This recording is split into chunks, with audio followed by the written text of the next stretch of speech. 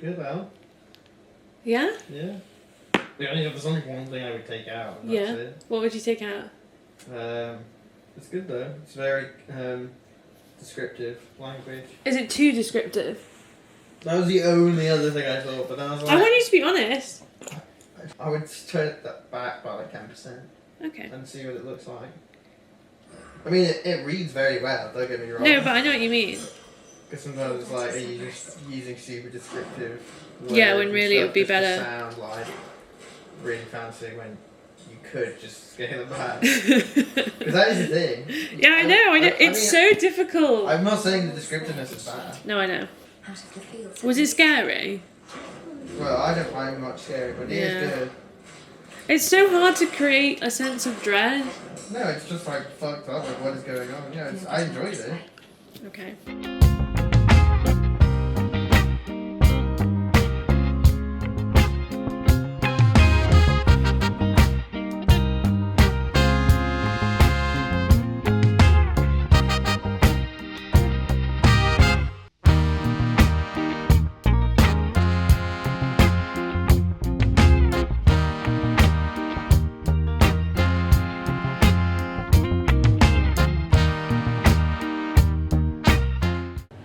Okay, so I kind of look like shit, but I thought this was also relevant for this video because I'm submitting 300 words of my book, the first 300 words of my book, to Dyslexia. Let me show you. Dyslexia is a magazine. Oh, it's a first page surgery service. So, submit the first 300 words of your as yet unpublished fiction or non-fiction manuscript, plus its title, for feedback by a leading editorial consultant. I thought, well, why the heck not? May as well get a professional opinion, you know? I was on here because I was actually just submitting some non-fiction work for like articles and Substack and stuff like that. But then I saw this and I thought, you don't have to ask me twice. So I'm just printing out my first 300 words so I can read it on print, just to check for any typos, and then I'm going to email it.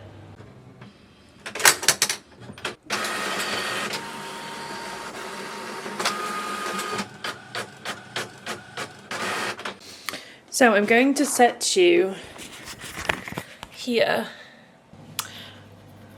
So I'm gonna sit there, and then I like to read out my work aloud, just so I can like hear it.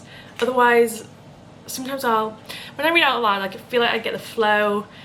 Sometimes when I just read on the screen and read it in my head too many times, I just miss things. Whereas this, I'm almost listening to it as a reader who hasn't written it, if that makes sense. So, just ignore me for a second. The chain waist, I can't do this.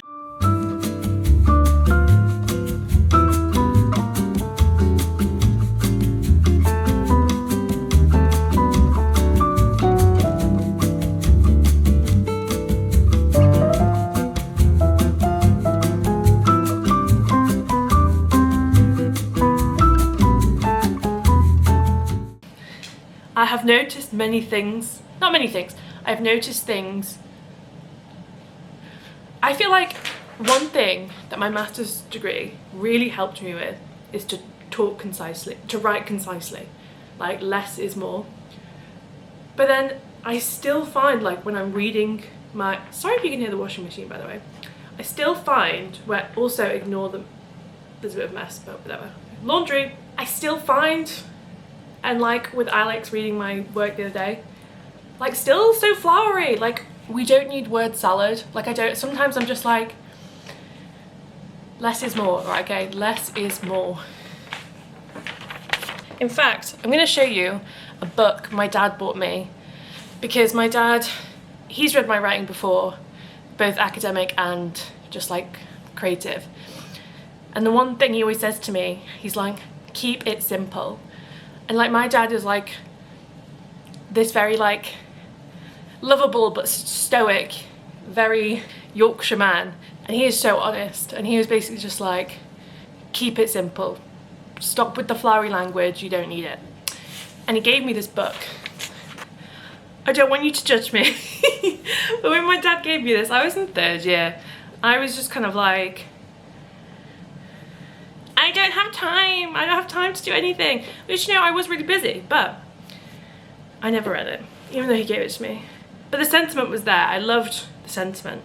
But I'm gonna read this now in order to, well, not right now, but I'm gonna read this soon to fuel my, to help the writing process. It's Plain Words by Sir Ernest Gowers. And apparently this is great. This classic work is the quintessential guide to writing good, clear English.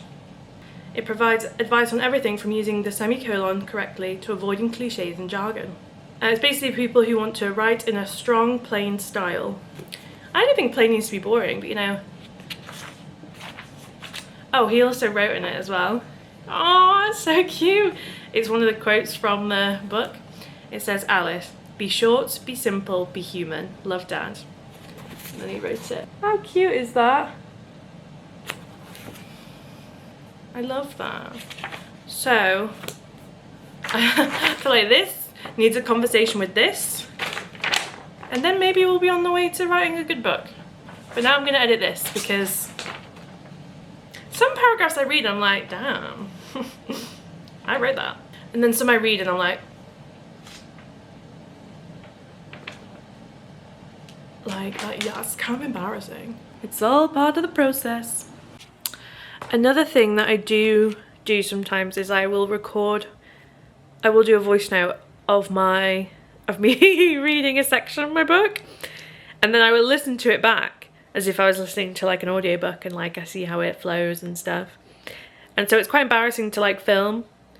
Well, it's quite embarrassing to like record, film. Look at what I'm doing right now. That's embarrassing. But it is really effective. So that's what I'm going to do now. I've made the edit, so I'm going to record this, listen to it, and then just send it off because I could rework it for hours.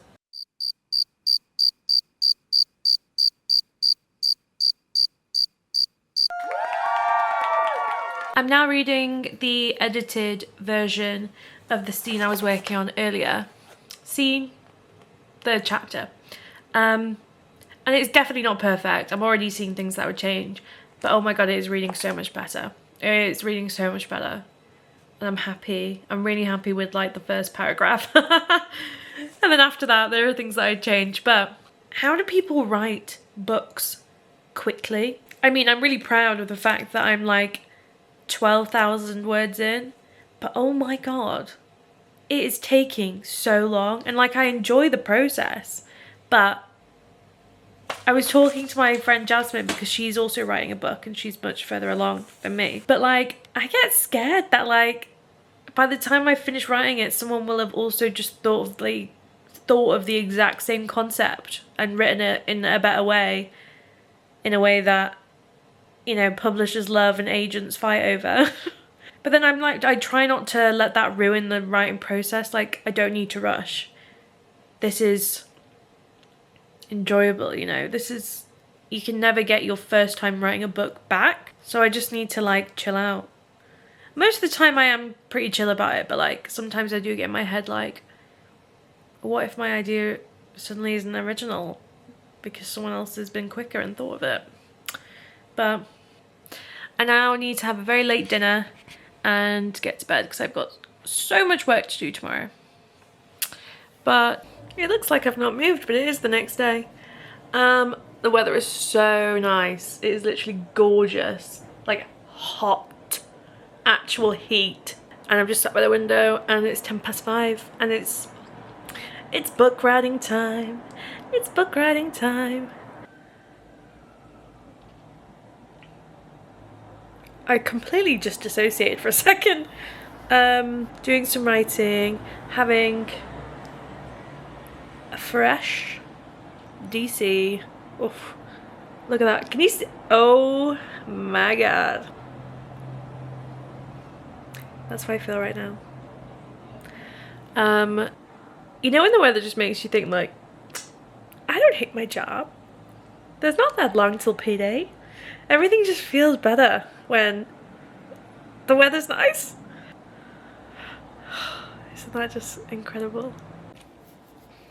want to vlog, but I also don't want to put a bra on. And whenever I put you at a certain angle,